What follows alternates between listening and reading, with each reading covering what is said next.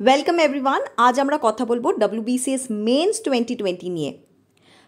তোমাদের মধ্যে অনেকেই বলতে পারো, ম্যাম এত লেট এই ভিডিওটা দিচ্ছেন, এতগুলো মাস চলে গেছে। সেটার দুটো কারণ আছে। এক হচ্ছে, তোমরা অনেকেই ভালো বেশ পড়াশোনা শুরু করেছিলে আফটার প্রিলিমস, কিন্তু এই লকডাউনের জন্য, কোভিডের জন্য কোথাও না কোথাও তোমাদের পড়ার ব্যাঘাত ঘটেছে, ল্যাক অফ মোটিভেশন ফিল করছো, কনসেন্ট্রেট করতে পারছো না। সো তাদের জন্য এই ভিডিও। অ্যান্ড দ্বিতীয় কারণ হচ্ছে, অলরেডি আমরা জানি ডেট বেরিয়েছে WBCS এক্সিকিউটিভের, অ্যান্ড ডিসেম্বর মাসে পরীক্ষা। দ্যাট মিনস বেশ অনেকটা সময় আবার তোমরা হাতে পেয়ে গেছো। সো যারা যারা ডিমোটিভেটেড ফিল করছিলে বা যাদের পড়াশোনায় একটু খামতি এসেছিল, তারা আবার নতুন করে প্রচেষ্টা করো, তাহলেই কিন্তু এই বছরই ক্র্যাক করতে পারবে। তাহলে দেখি এই মুহূর্ত থেকে তোমাদের কি টার্গেট হওয়া উচিত, কিভাবে পড়াটা করবে, স্ট্র্যাটেজি কি ফলো করবে। সবার আগে আসি কম্পালসারি পেপার। কে কে গিল্টি এই পেপারটা অ্যাভয়েড করার? প্লিজ এই পেপারটা অ্যাভয়েড করবে না। 400 মার্কস থাকে। তোমরা শুধু MCQটা করো আর এটা আস্তে আস্তে অ্যাভয়েড করো যে পরীক্ষার 1 মাস আগে 2 মাস আগে ঠিক হয়ে যাবে। না, 400 marks is not a matter of joke, and সেটা ডেফিনেটলি লাস্ট 1-2 মাসের জন্য ফেলে রাখলে হবে না।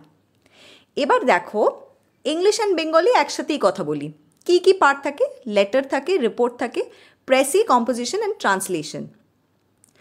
এবার যদি লেটার অ্যান্ড রিপোর্টে চলে আসি, এই দুটোয় কমন আসার একটা চান্স থাকে, টপিকটা কমন পেতে পারো। তাহলে কিভাবে পড়বে? বেশি না, আমি বলছি না রোজ লেখো, রোজ পড়ো, একদমই না। সপ্তাহে 1 থেকে 2টো টপিক ম্যাক্সিমাম, এমন কিচ্ছু বেশি বলছি না। 1 থেকে 2টো টপিকের ওপরে লেখো। লেখা মানে কি? মানে আর্টিকেলস পড়ো নিউজ পেপারে, নিয়ে কয়েকটা পয়েন্ট, ভ্যালিড পয়েন্ট খাতায় লিখে রাখো। ফর এক্সাম্পল, যদি লকডাউন অ্যান্ড ক্লাইমেট চেঞ্জ এটা টপিক আসে, বা এনভায়রনমেন্টাল ইস্যু নিয়ে টপিক আসে, এই মুহূর্তে প্রচুর আর্টিকেল সেই ধরনের পেয়ে যাবে। একদম সদ্য আমফান গেছে, তার উপরেও ডিজাস্টার ম্যানেজমেন্টের ওপরে কোয়েশ্চেন আসতে পারে, আর্টিকেলস প্রচুর পেয়ে যাবে। কয়েকটা পয়েন্টস খাতায় লিখে রাখো। প্রত্যেক সপ্তাহে যদি 1 থেকে 2টো টপিক এইভাবে তোমরা লিখে রাখতে পারো, তাহলে মোটামুটি অন অ্যান অ্যাভারেজ 6 মাস রয়েছে হাতে। অ্যান্ড ডেফিনেটলি লিটারালি কথাটা নিও না, বাট আমি ধরে নিচ্ছি অন অ্যান অ্যাভারেজ 5 থেকে 6 মাস তোমরা পাচ্ছ। যদি মাসে 6-7টা করেও টপিক তোমরা তৈরি করতে পারো, তাহলে ভাবো তো এই 6 মাসে কতগুলো টপিক তোমাদের হয়ে যাবে। এক্সামের আগে জাস্ট সেই পয়েন্টগুলো রিভিশন দিলেই তোমরা ভালো মতো লিখে আসতে পারবে। আজকের দিনে দাঁড়িয়ে যদি কোনো একটা ভালো লেটার বা রিপোর্ট তোমাদের লিখতে হয়, তাহলে শুধুমাত্র ফ্ল্যাট টপিক লিখলে হবে না, ডেটা প্রোভাইড করতে হবে, ডাইনামিক সিচুয়েশনের সাথে সেটাকে রিলেট করতে হবে। স্ট্যাটিক রাইটিং করলে একঘেয়ে মার্কস পাবে, একটা অ্যাভারেজ মার্কস পাবে। ঠিক আছে, এবার কোন পার্টগুলো কমন আসে না, সেটা হচ্ছে প্রেসি, ট্রান্সলেশন, কম্পোজিশন। প্রেসি কীভাবে লেখে অলরেডি আমি প্রোভাইড করে দিয়েছি, এই চ্যানেলেই দেওয়া রয়েছে। এইগুলো কিন্তু একটা গাইডলাইন ফলো করলেই ভালোভাবে লেখা যায়। সো এই ক্ষেত্রে কি করবে? এই ক্ষেত্রে জাস্ট প্র্যাকটিস করবে। যে কোনো বই থেকে একটা টপিক নেবে অ্যান্ড লেখা প্র্যাকটিস করবে। ট্রান্সলেশন, লেখা প্র্যাকটিস করবে। অলরাইট, এই ক্ষেত্রে তোমাদেরকে পয়েন্ট আবার খাতায় টুকে রাখতে হচ্ছে না, যেটা লেটার অ্যান্ড রিপোর্টের ক্ষেত্রে আমি সাজেস্ট করব। এখানে জাস্ট প্র্যাকটিস করলেই তোমাদের কাজ হয়ে যাবে। এরপরে আসি arithmetic, reasoning, that is paper 6। 6 মাস মোটামুটি পাচ্ছ, এক্স্যাক্টলি 6 মাস নয়, but you understand the point. এই সময় ভালো করে পেপার 6টা প্র্যাকটিস করো। তো তোমাদের মধ্যে অনেকেই অঙ্ক ভালো পারো, কিন্তু প্লিজ বোঝো, অঙ্ক শুধু ভালো পারলে হয় না, এখানে সলভিং ফ্যাক্টর থাকে এবং টাইম ফ্যাক্টর থাকে। পারতে হবে এবং সময়ের মধ্যে পারতে হবে। অনেকের সাথে এটা হয় যে তোমরা আরেকটু টাইম পেলে আর কয়েকটা সামস করে আসতে পারতে, কিন্তু যেহেতু সময় শেষ হয়ে গেছিলো, তোমরা কোয়েশ্চেন অ্যাটেম্প্ট করে আসতে পারোনি। আমার পয়েন্ট এতটুকুই, যতটুকু পারছো সেটা যেন অ্যাটেম্প্ট করে আসতে পারো। ঠিক আছে, নাহলে খারাপ লাগাটা কিন্তু প্রচণ্ড। অ্যান্ড কম্পিটিটিভ এক্সামিনেশনে ফিউ মার্কসের এদিক ওদিক হলেই কিন্তু একটা ডিজাস্টার ঘটে যেতে পারে। সো নট অনলি প্র্যাকটিস করবে, বাট টাইম ধরে প্র্যাকটিস করবে। এই 5 to 6 months is good enough time. আজ থেকেই যদি শুরু করো তাহলে কিন্তু এই পেপারে একটা ভালো পজিশন তোমরা পেয়ে যাবে। এরপর আসি জিএস 1 পেপারটা আর কনস্টিটিউশন অ্যান্ড ইন্ডিয়ান ইকোনমি। এই দুটো সাবজেক্ট সাইমেলটেনিয়াসলি পড়বে। কেন বলছি? কারণ একটা সাবজেক্ট পড়তে গেলে মাঝে মাঝে ভীষণ বোরিং লাগে, কনস্ট্যান্ট ডেটস পড়ছি আর ভালো লাগে না, তখন একটু কনসেপ্ট ঢুকিয়ে নিলাম, মানে ইকোনমিক্স পড়ে নিলাম। আবার শুধুমাত্র ম্যাপ পড়ছি, ভালো লাগছে না, তখন একটু পলিটি ঢুকিয়ে নিই। ঠিক আছে? সো এই দুটো ভালোভাবে পড়তে হবে। এখান থেকে মার্কস তোমাদের ফেচ করতে হবে।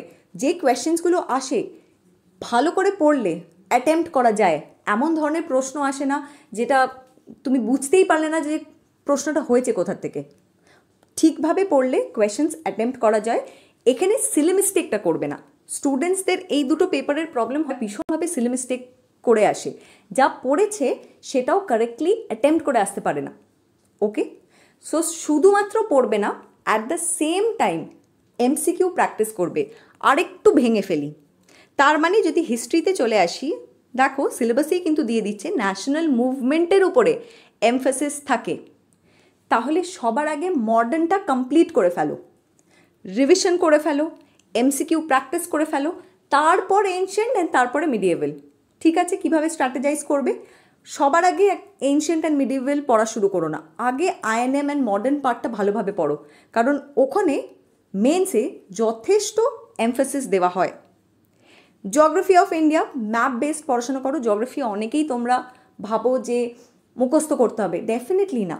একটা বোঝার সাবজেক্ট, ভালো করে কনসেপ্ট বিল্ডিং করলে অটোমেটিক মনে থাকে।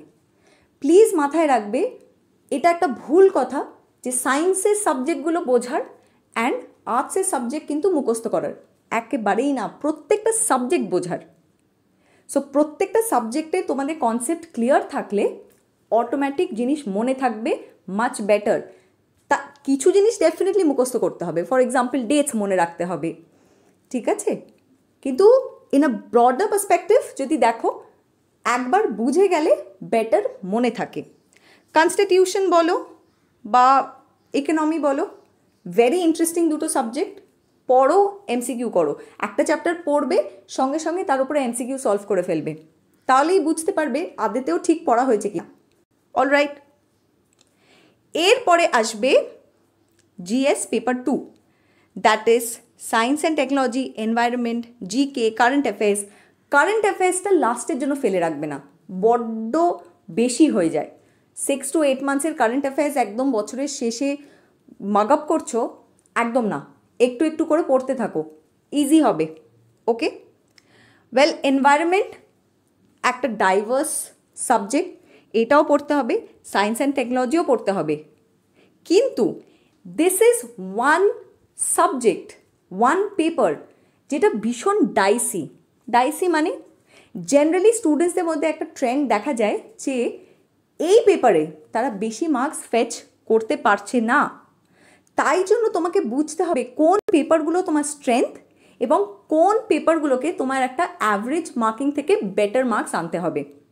ফর এক্সাম্পল, যদি আমরা history, geography, polity, economy, maths এই সাবজেক্টগুলো দেখি, এই পেপারগুলোতে তোমাদের ভালো মতন মার্কস স্কোর করতে হবে।